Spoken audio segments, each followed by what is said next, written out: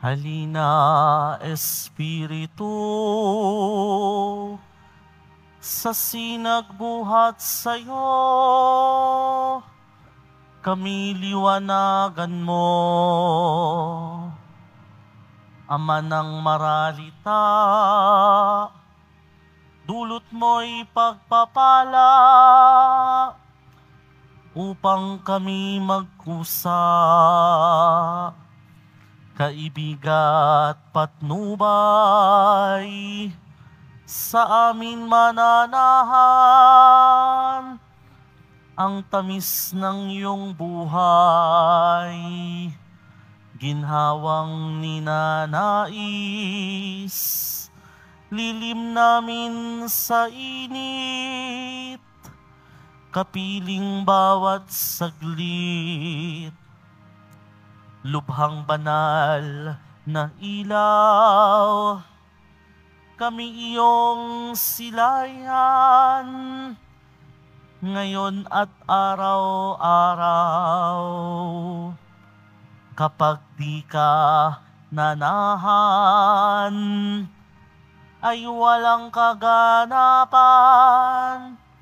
ang buhay namit dangal.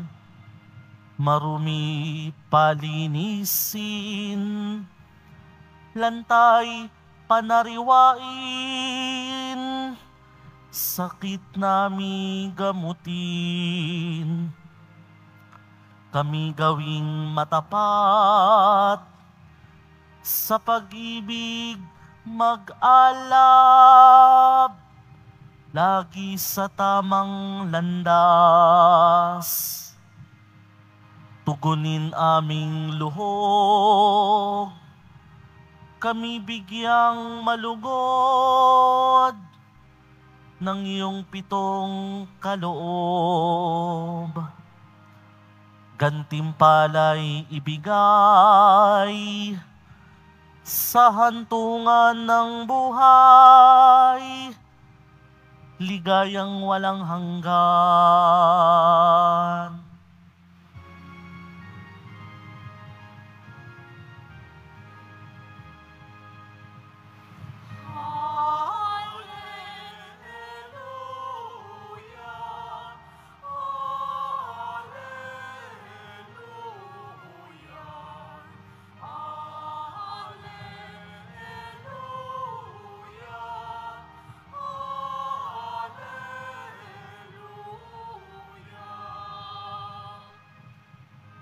Espiritong aming tanglaw,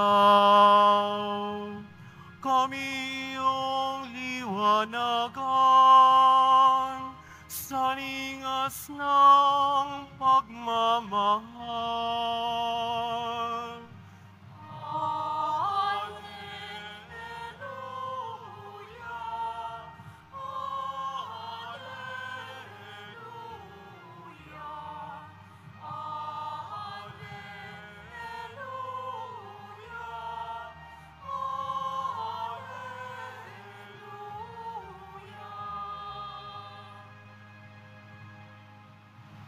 Sumainyo ang Panginoon. At sumaiyo rin. Ang mabuting balita ng Panginoon ayon kay San Juan. Papuri sa iyo, Panginoon. Noong panahong iyon, sinabi ni Jesus sa kanyang mga alagad, ang patnubay, ang espiritu ng katotohanan, ang paparito mula sa Ama. Susuguin ko siya sa inyo buhat sa Ama, at siya ang magpapatotoo tungkol sa akin. At magpapatotoo rin kayo tungkol sa akin, sapagkat sa pasimula pa'y kasama ko na kayo. Marami pa akong sasabihin sa inyo, ngunit hindi pa ninyo kayang unawain ngayon. Pagdating ng Espiritu ng Katotohanan, tutulungan niya kayo upang maunawaan ninyo ang buong katotohanan. Sapagkat magsasalita siya hindi sa ganang kanyang sarili, sasabihin niya sa inyo ang kanyang narinig, at ipapahayag ang mga bagay na darating. Pararangalan niya ako, sapagkat sa akin magmumula ang ipapahayag niya sa inyo. Ang lahat ng sa Ama ay akin, Kaya ko sinabing sa akin magmumula ang ipapahayag niya sa inyo. Ang mabuting balita ng ating kaligtasan. Pinupuri ka namin, Panginoong Heso Kristo. Magsiupo ang lahat. Good evening po sa inyong lahat. Pentecost Sunday po ngayon at pinagdiriwang natin ang pagpanaog ng Diyos, Espiritu Santo. Isa sa tatlong persona ng iisang Diyos. Para sa mga bata na naririto, sino siya at sino pa ang dalawa? Ang Diyos Ama po, yung isa, at ang Diyos Anak, yung isa pa. Bali, tatlo sila. Tatlong persona sa iisang Diyos. Magkakaiba, pero iisa. Tayo magkakaiba rin, pero pinag-iisa sa iisang binyag, iisang diwa, at iisang pananampalataya. Nagsasalo sa iisang hapag ng banal na Eucharistia, kung saan sama-samang dumudulog ang mga mayayam at mahihirap, ang mga aral at mga ligaw, ang mga banal at makasalanan. Ang kaisahan pong ito'y pinagiging posible ng mga gawa ng Espiritu Santo sa ating kalooban at sa ating kalagitnaan. Kung paanong gumawa na siya noon pa, kasama ng Ama at ng Anak, bago pa man likhain ang sanlibutan. Isa-isahin po natin ang mabilisan, Isasama ko na rin yung mga references. Sa Genesis chapter 1 pa lang, sinasabi na roon na involved na siya sa paglikha ng sansinukob. Sa Romans 8, mababasa natin doon na siya ang nagbibigay buhay. Sa 1 Corinthians 2, sinasabi po doon na nalalaman niya ang lahat ng bagay. Sa Hebrews 9, ipinahahayag na walang hanggan siya at makapangyarihan. Sa Psalm 139, inaawit po doon na sumasa lahat ng dako siya sa lahat ng oras. Sa 2 Corinthians 3, sinasabing ang Panginoon ay Espiritu. Sa John chapter 4, sinasabi namang ang Diyos ay Espiritu. Sa Acts chapter 8, sinasabing nangungusap ang Espiritu. At sa Matthew 28, ipinoproklamang ang Diyos Espiritu Santo ay kapantay ng Diyos Ama at ng Diyos Anak. Sinasaliksik niya lahat, maging ang kalaliman ng Diyos. Walang nakababatid sa pag-iisip ng Diyos maliban sa Espiritu. At ayon sa Ebanghelyo natin ngayon, susuguin ng mahal na poong Jesus Nazareno ang Espiritu Santo buhat sa Ama upang maunawaan natin ang buong katotohanan. There is no other explanation.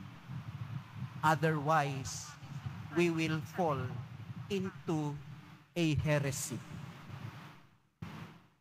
Ang Espiritong malayang umiihip saan man niya ibig, ang siya ring humuhubog sa atin sa kanyang wangis upang tayo man, gaya niya, ay maging malaya. Malaya sa mga kuko ng kasalanan para malayang gawin ang kanyang kalooban. Siya na gaya rin natin ay may diwa at damdamin. So, ibig sabihin, hindi siya totally other. Kundi, katulad natin, at hindi ko na lang isinama yung mga references at baka malunod naman tayo sa napakaraming sitas ng teksto sa Biblia.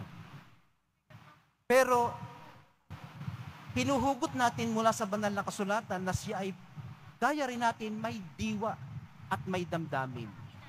Nananahan at nagbibigay kaliwanagan. Nagtuturo at nagpapaalala.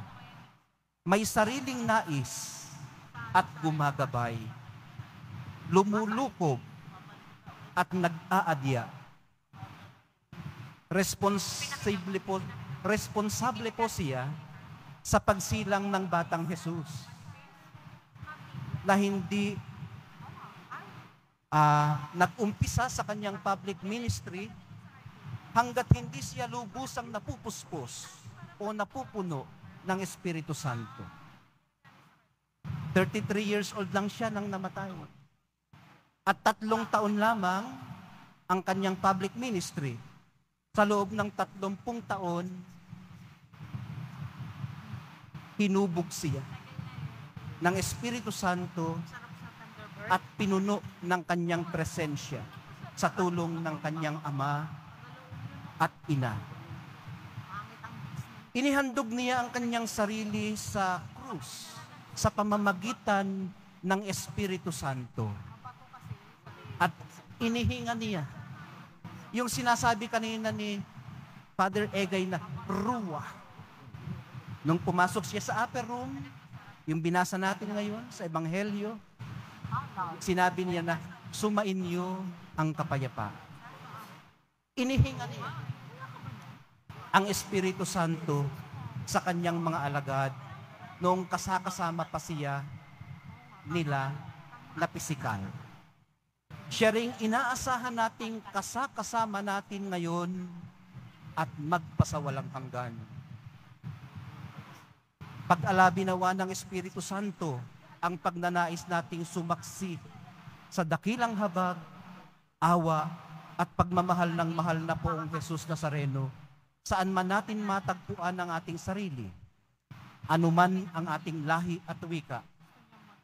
Siya ang tutustos sa atin para sa pagpapatuloy ng gawain ng mahal na pong Jesus Nazareno dito sa sanlibutan bilang kanyang katawan, sa maaabot ng ating lakas, sa makakaya ng ating oras, ang magbigay buhay sa mga may katigasan ang puso at magbukas ng paningin sa mga nabubulagan para sila man ay makakita at makaranas ng kalwalhatian ng Diyos at tumugon sa kanyang tawag. Palakasinawa tayo ng banal na Eucharistia. Mahal na poong Jesus Nazareno, manahan po sa amin ang Espiritu Santo.